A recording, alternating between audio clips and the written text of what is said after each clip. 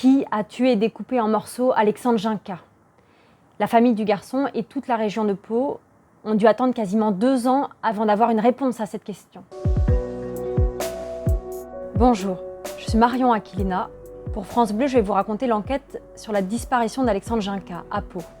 Le 4 juin 2011, Alexandre a 13 ans et demi, il est en week-end chez son père et il part d'une soirée qu'il a passée avec ses copains, vers 23h. Il est à vélo, sauf qu'il n'est jamais rentré.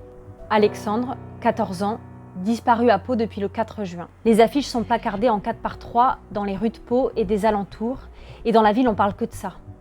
La maman d'Alexandre, elle, décide de lancer un appel aux ravisseurs de son garçon. On ne joue pas avec la vie des gens comme ça.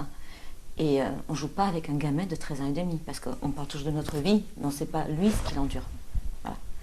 Donc cette personne-là, moi je veux juste lui dire un truc, c'est je veux le revoir, il faut qu'il revienne ici. Alexandre, il faut qu'il rentre. Voilà. Et il faut qu'il rentre. Il y a toute la France qui est derrière lui, qui attend que ça. Alexandre, il faut qu'il rentre. Il doit rentrer. On doit nous le rendre, Alexandre.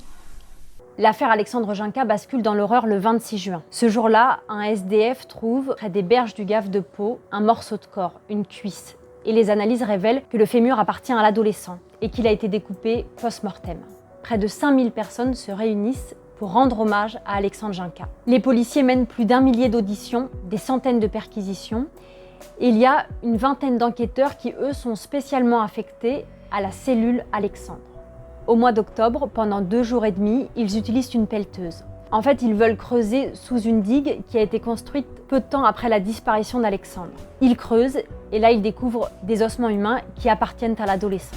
Qui a tué et découpé en morceaux Alexandre Ginca? La famille du garçon va devoir attendre pendant encore des mois et des mois avant d'avoir un début de réponse à cette question. Les obsèques d'Alexandre sont organisées en juillet 2012. Et quelques mois après, sa maman tombe sur un mot assez intriguant. Je connais ce qui est arrivé et c'est signé Mike SDF. En fait, c'est un mot qui figure sur un registre de condoléances qui avait été installé à la mairie de Pau pour le garçon. La mère l'apporte aux policiers. En avril 2013, 5 personnes sont arrêtées, des marginaux de la ville, et c'est la première piste solide depuis le début de l'affaire. L'un d'eux, Michael Bayrel, 27 ans, passe aux aveux. Il raconte que ce jour-là, le 4 juin 2011, il avait bu toute la journée, il est sorti de chez lui avec la rage et il a tué Alexandre à coups de marteau. En fait, le meurtre serait parti d'un banal vol de téléphone portable. Alexandre est tombé sur Michael Bayrel et une de ses connaissances près des Halles de Pau. Après avoir reçu plusieurs coups de marteau à la tête, son corps aurait été transporté dans un container à poubelle et ensuite il a été découpé. Aux assises des Pyrénées-Atlantiques, Michael Bayrel a été condamné à la réclusion criminelle à perpétuité pour vol avec violence ayant entraîné la mort. Et les autres accusés, eux, ont écopé de peines allant de 3 à 15 ans de prison.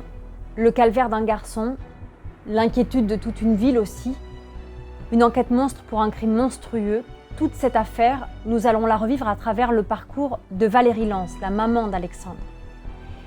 Écoutez l'affaire Alexandre Ginca dans le podcast Crimes et témoignages sur francebleu.fr et sur l'application Radio France.